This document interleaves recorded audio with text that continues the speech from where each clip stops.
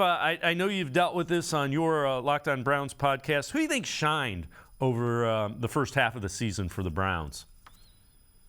I think there's some players, and this is probably where some fans, knowing the team is 3-5, probably walk away a little, upset, a little disgruntled. But you've seen some growth here from some players that we didn't think we were going to see. I don't think anybody thought Martin Emerson Jr. was going to play nearly as much as he has to this point. But the Browns look to be extremely deep at the cornerback position right now, even with the injuries to Denzel Ward. He's long, he's feisty, he's a willing tackler, which the Browns don't necessarily have at the corner position. He's been a revelation to this point. Ethan Posick, you talk about a guy who was such an under-the-radar signing, and we were talking about the transition from J.C. Treader to Nick Harris finally getting his opportunity to be the starting center for this team. One play into the preseason, and that's over for him. And you have a player in Posick who you brought in. Thought maybe he would be a nice system fit. Obviously, you always feel there's going to be a bump in play when you get an offensive lineman. You can get him into the hands of Bill Callahan. Ethan Posick has been outstanding to this point.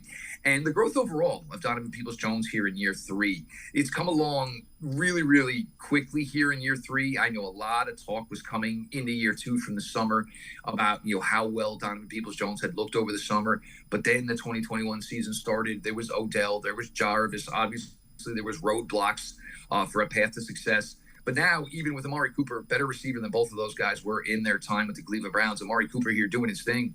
Donovan Peoples-Jones has been ridiculously good over the last 5 weeks. 4.5 receptions per game, 70 receiving yards per game. It's been really, really great to see these young guys step up. The Browns are going to start to get healthier here, get some players back, but they certainly have some guys who held down the fort while players were out. Yeah, and Donovan Peoples-Jones, is he a 2? Is he a 3? I can't. That I don't know. I do know he's the type of guy that all good teams have. Makes contested catches. If you need 6 yards for a first down, he's 6.5 yards, not 5.5 yards from the quarterback. He just does the things that extend drives that maybe get overlooked sometimes. Without question. And I think the thing is, maybe you don't even say if he's a 1 or a 2, because you figure Amari's your 1. Njoku's probably that number 2 receiver. But Donovan Peoples-Jones slides right in there. And the other thing is, very willing blocker. And this is a key for the Browns. And this has been a key for the entire Kevin Stefanski regime. Remember there were times in 2020, everybody wondered where Rashard Higgins was.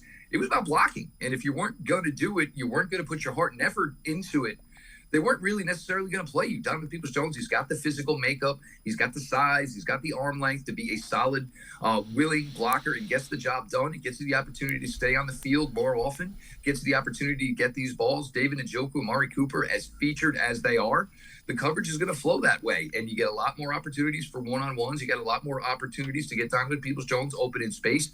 Great athlete. He's only had 1 drop to this point. You just absolutely got to love what you've gotten from number 11. And, we'll figure out the rest of that room between Woods, between Schwartz, of course, between Bell. But I think the Browns know where they are, solid at in that room. 1, 2, Cooper, Donovan Peoples-Jones. These guys are just straight up getting it done.